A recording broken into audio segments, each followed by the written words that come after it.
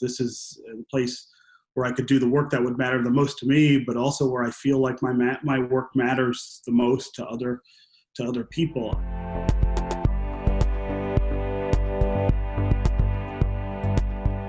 Stephen Henderson with a big announcement today. BridgeDetroit. Tell us all about it. Yeah, so this is a new news and engagement organization, nonprofit, independent, that we've built to try to focus specifically on the issues and challenges that Detroiters themselves identify as critical to their understanding of the city, of their neighborhoods, of their communities. It will be driven by that interaction with Detroiters, which we're setting up to be continuous and very deep, establish a real relationship, and build a newsroom and a news service around it. So what are the platforms where people can start to see the work? We've got a website, BridgeDetroit.com, that is up and running and has lots of content on it. You can also subscribe to Bridge Detroit through your email, and we'll send you updates each week. And we're building a network of partners that are going to help distribute the work as well. We really have focused on this being a collaborative effort. So WDET, Detroit Public Television, the Detroit Free Press, Outlier Media. There are more than a dozen media organizations who've already signed on. Also community organizations in the city, Eastside Community Network, Rise Detroit, Citizen Detroit. We're all kind of working together to make sure that we not only get this information from Detroiters about what they want, but push it back to them where they are.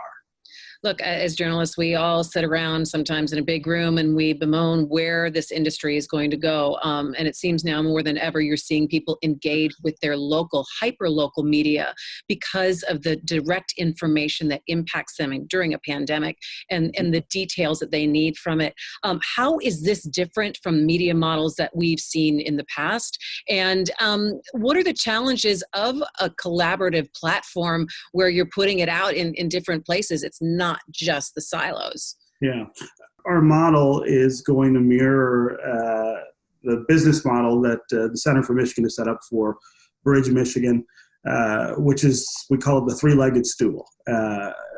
There is a significant investment up front from philanthropy, which is where we have gotten the money to start Bridge Detroit, a significant buy-in from the Knight Foundation and the Ford Foundation, and then every local foundation that we have here in Detroit has some piece of this. And then over time, we build out the other two legs. One is a membership model that looks a little like what you see at public television and public radio. People pledge to be members of the community and pay a little bit to have that membership. And then the third leg is sponsorships, corporate and other kinds of sponsorships.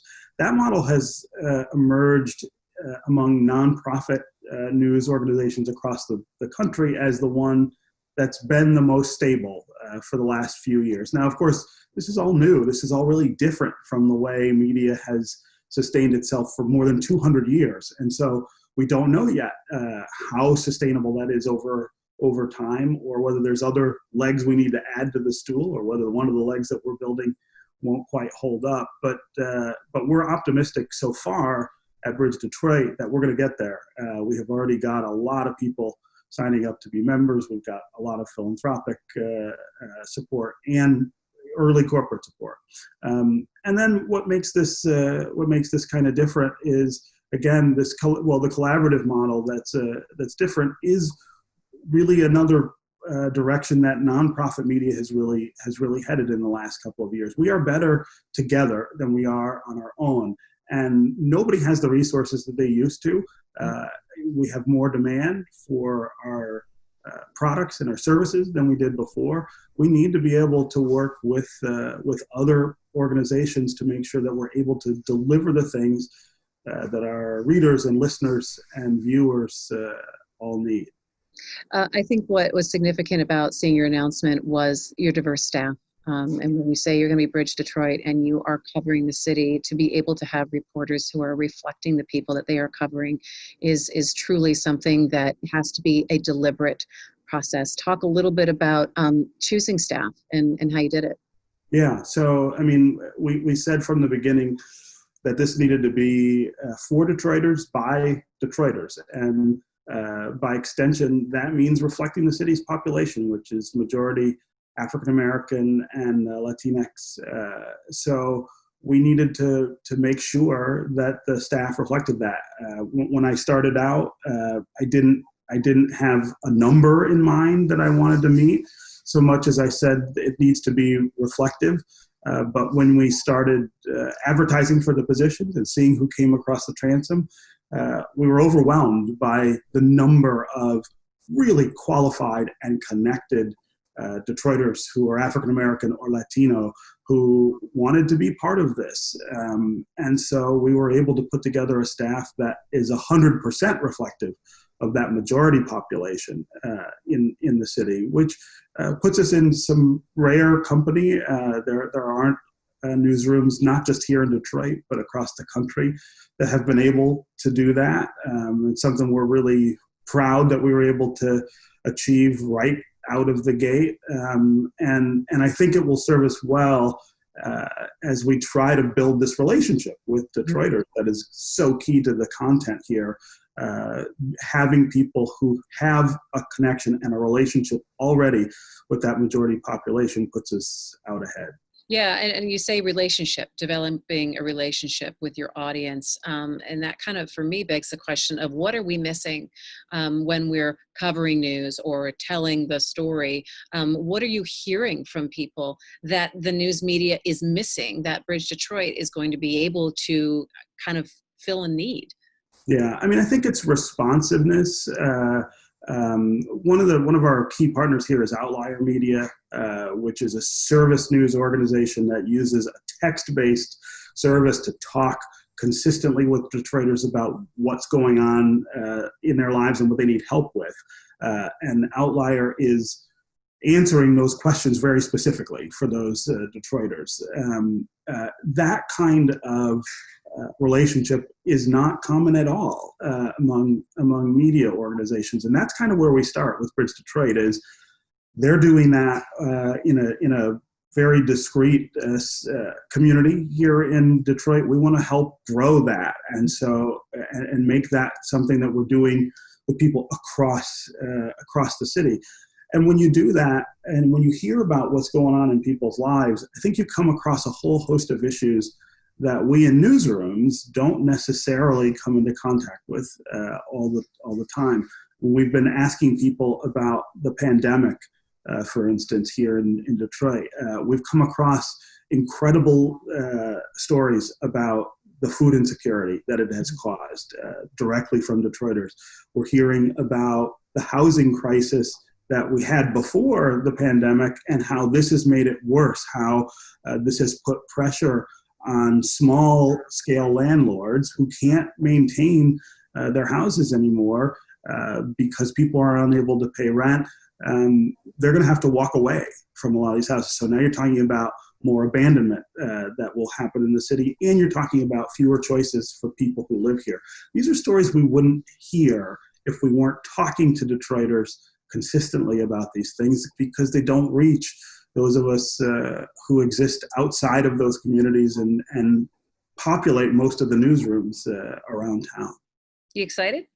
Yeah, I am. I'm really excited. I'm a little nervous. I found myself with the jitters before the announcement, which is unlike me. I mean, I'm not. Yeah, that's funny, but this is totally different. This is something different out of the space that you've operated in quite a while. And it's being able to create and start something. And I think the expectation, and I don't know, just because we've been friends for a long time, it's a personal feeling of, I need to deliver on this. Yeah. Maybe I'm seeing in you right now. I absolutely feel that. And I feel that because I'm a Detroiter, right? I mean, I came home to Detroit 12 years ago because this is the place where I could do the work that would matter the most to me, but also where I feel like my work matters the most to other people. And this is a really bold expression of that. And so, yeah, for me, and I think for our audience and our members, there's a lot at stake, and so I think my body was telling me that was true as we were getting ready to announce it. But it is also about excitement. We've got a great team that we put together, an amazing team who are capable of things that every day I was not aware that they would necessarily be capable of, and they're coming up with ideas that aren't mine, but that are theirs to enhance this model. So it's a little bit of hurry up and let's get this going so that we can see how it works. Yeah, it's going to be great to work with you, on behalf of Detroit Public Television, but really to see this work. And get to know and to understand some more of the true issues that are that people are facing and that they trust enough to share. Because I think that sometimes with the media, we can breeze in and breeze out. We're accused of it, and sometimes we're really guilty of it, or just hitting it off a press release or off of a scanner and painting the broad brush if that's the issue there. And so I think I'm really looking forward to seeing how this works and develops, and knowing the people that you have on staff. It's going to be great. Yeah, we're really excited. And we've got it all started already. BridgeDetroit.com. You can be reading about what Detroiters say is important to them. All right. So is this like your fourth job? Fifth. You know what I mean? Fifth? I mean, if I stopped counting, I mean, what else are you doing right now? That's right. That's good. Well, we'll keep track of you. Yeah. All right. Thanks, Stephen. You can find more at onedetroitpbs.org or subscribe to our social media channels.